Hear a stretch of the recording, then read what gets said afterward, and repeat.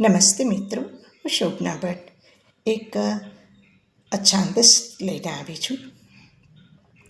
વૃક્ષની ડાળીએ હમણાં જ એક પાન હલ્યું, જાણે વર્ષો જૂના કોઈ મિત્રએ સહેજ મલકાઈને પૂછ્યું હોય, કેમ છો? આ ખુલ્લી હવામાં શ્વાસ લેવો એટલે ઈશ્વર સાથે સીધો સંવાદ કરવો.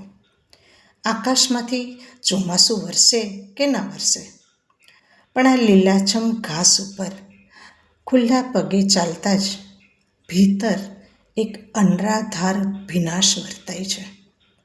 માટીની આસુવાળી સુવાસ અને પાંદડાઓનો પરસ્પર પગરવ. બીજું કંઈ નથી મિત્ર, બસ પ્રકૃતિએ આપણા નામે લખેલો એક અનામી પ્રેમપત્ર છે.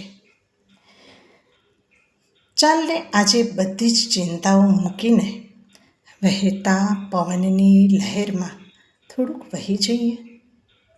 ચાલને વહી જઈએ.